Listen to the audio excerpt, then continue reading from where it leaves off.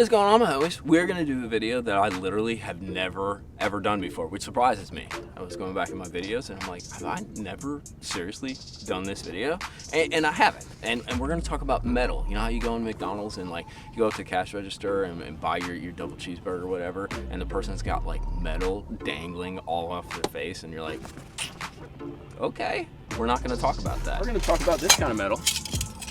Yeah, flutter spoons. Catching bass on flutter spoons, not just big ones, medium, small. I'm gonna give you kind of the in-depth juice on how to fish them, which ones to pick in each size, and what kind of tackle, what kind of rods, reels, and line you're gonna wanna run, because I love fishing them. They catch big bass, and especially during the summer or the dead of winter, it's an awesome tool to catch you some more fish. So hit that like and subscribe button. I got Swimsuit Girl next to me. I promise I'll give you a sneak peek. Let's get to it. So first off, what is a flutter spoon? A flutter spoon's a little bit bigger spoon.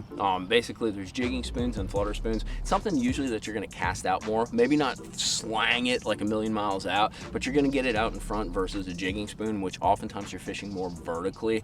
There's a few different spoons that I like, and they have variations both in size and the way they behave, and that's kind of how you pick them. So let's start with the one that I've been using the most lately, and my buddy Jacob Wall put me onto this one. That's the one I have in my hand right here. This is a nickel spoon. I believe this is the 1 1/4 ounce. It's about 5.5 inches. This is really your classic flutter spoon. This one's got a super cool pattern. Just as a note, and you're gonna see it across all these, the patterns I like for these spoons are a little bit broken up. You'll notice this is kind of like a shattered glass shad.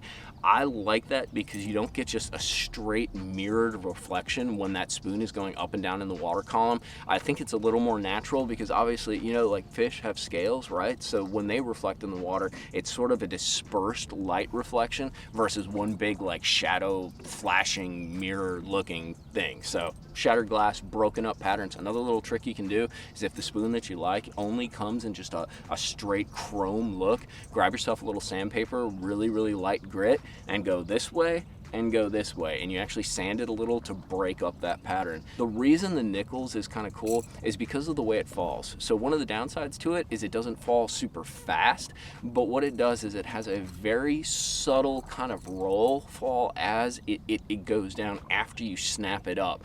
So that's when I get a lot of my bites, is on the fall. Usually when you stroke that bait up, when it stalls and on that fall is when you're gonna get the majority of your bites when you're fishing any of the flutter spoons that we're talking about today. But this size, in general, it mimics a lot of different bait fish, from a bluegill to a shad, medium size. It's very castable. You can bomb this thing. It's super easy to fish. So if you're gonna get one, start off with something that's like 5 to 6 inches, about 1 1/4. It's the perfect starting point. Usually what I'll throw this guy on is about a 7.5 to a 7.6, heavy to medium heavy with a little bit stiffer tip. 20-pound fluorocarbon. With all of these spoons, you want to use a faster reel, whether it's an 8-2-1, 7-2-1, something faster than a 6-speed reel. So you're actually going to rip this bait up a lot like you'd rip a trap, and it's going to dart up and do this sort of dance, and then you're going to kind of follow it down. And that's actually one of the keys with the nickels, is when you follow it down, it's doing this sort of hovering kind of, I don't know, rolling back and forth. It's a very unique sort of action.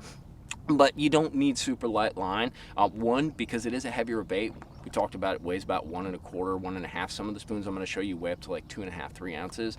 The other thing is it's a reaction bite. You know, like these fish, when they eat it, dude, they absolutely unload on it. You're either gonna feel that tick or you're gonna see your line jump and you're gonna set that hook. And using that heavier rod, you need enough line to accommodate that impact of that hook set when you actually hit them. The other thing too is, and this is sort of an outcome tip, with spoons, when you hook a good fish, my philosophy is always you get 1 to 2 jumps and then you're SOL. And what that means is you lose a lot of fish on a spoon. It's just because it's an open treble hook and there's so much weight in front of the treble hook, it bangs on the hook and sort of wobbles around.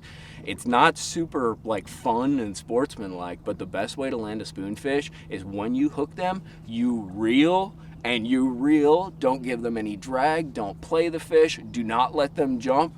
and boat flip that joker. I've boat flipped up to, I think I even boat flipped a 9.5 pounder on a spoon once.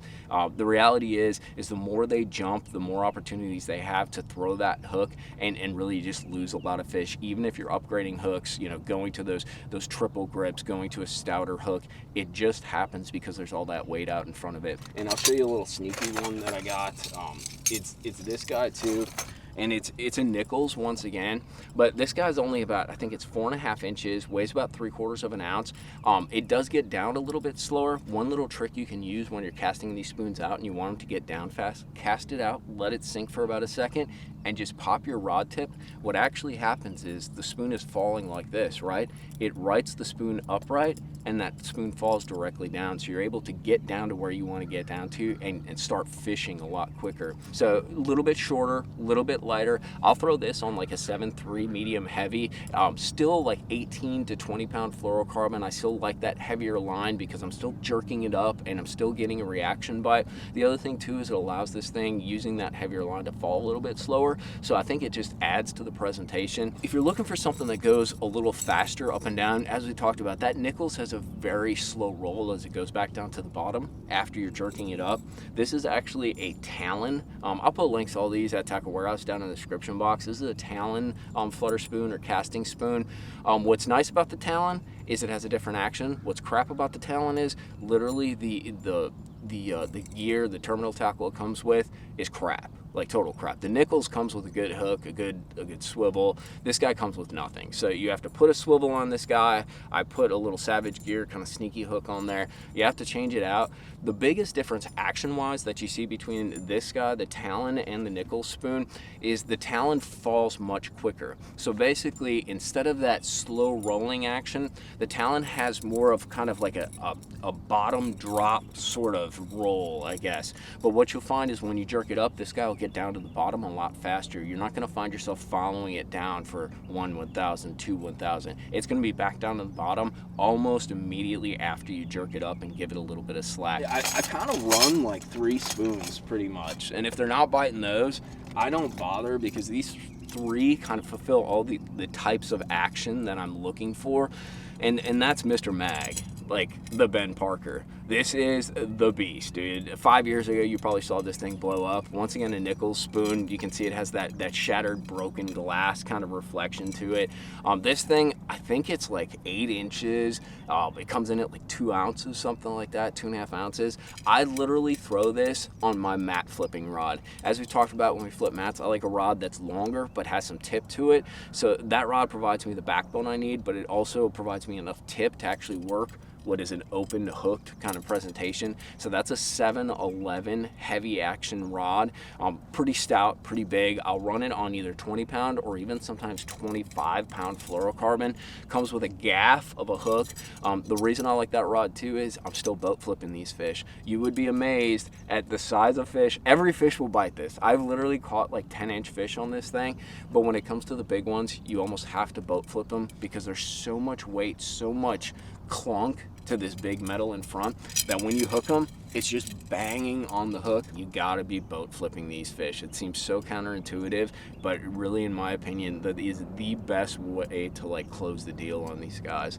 So with this guy, it is a very erratic action and it falls very fast. So this thing gets down to the bottom quick, especially if I'm fishing deeper than 20 to 25 feet of water. This is one that I want to play with. Don't be intimidated by the size. As I mentioned, I've caught smaller fish on it and I've caught 11.5 pound fish on it. They all bite it. It's really a reaction, and the nice part is in a lot of situations, in Guntersville they've seen it quite a bit, but on a lot of lakes they haven't seen something this big. And as we all know, with the whole glide bait thing that's going on, fish react to these giant baits. You know, they can be intimidated, but they're always curious. So it's sort of a sneak thing, and it allows you to get a spoon down into some serious depths, 25, 30, 35 feet of water.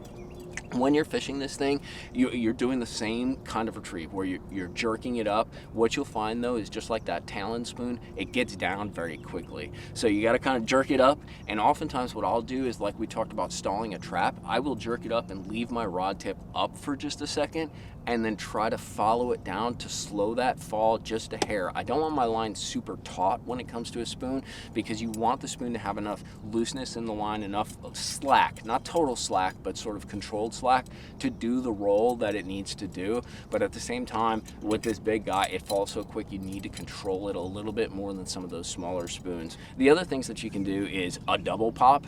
So basically, a lot of times you're fishing a spoon where fish are up off the bottom. They're sort of suspended a little bit, 4 or 5 foot off the bottom. Sometimes those fish get 8 foot off the bottom, 10 foot off the bottom. So in order to actually reach those fish, you need to pop that spoon higher. Usually it'll jump about 6 or 7 foot off the bottom, but if you double pop it, you're giving it sort of like a different kind of action, a double dart, almost like when a crankbait rolls off a couple rocks or off a big shell bar when you're cranking it down. The other thing too is it gets it higher in the water column. Another sneaky retrieve, and you guys saw it in an earlier video, I think a little while ago when we were fishing offshore with schooling fish, is actually like a reel retrieve. It's a little tricky to do, but basically with that 7-2-1, you're gonna cast it out, you're gonna get it down to where you wanna get it, and instead of pointing the rod kind of at a 45 and doing that stroking type of retrieve, you're actually gonna point the rod at the bait, just like a crankbait, and you're gonna do like 2 to 5 fast reels, and then you're gonna kind of, I don't know, push the rod towards the bait for a second to give it a little bit of slack so it can kind of fall backwards and do that roll. It's a real sneaky retrieve, and it allows you to fish the bait a little bit faster. FYI though, it does keep the bait off the bottom a lot more. Oftentimes with that jerk and following it down, you're fishing the bottom, but you're fishing in a vertical manner back to the boat. With this, you're fishing very horizontally. So you'll reel, stop, it falls back a little bit, and you'll reel again. It's a lot like a hair jig presentation to an extent. Grab yourself a flutter spoon, give it a try, especially that big one. Dude, catching a fish on that big one is like catching a fish on a big glide. It is so much fun, and it's an achievement, and it will blow your mind. Like the little ones. Everybody loves catching big fish, but the little ones that will actually eat that thing, they will be smaller than the bait sometimes. Hope you guys enjoyed this. Hit that like and subscribe button. If you got any questions or anything to add, drop them down in the comments box, and I'll put links to all this stuff at Tackle Warehouse for you to go over and check out. Thanks for hanging out. We'll see you back out on the water. Tight lines, homies.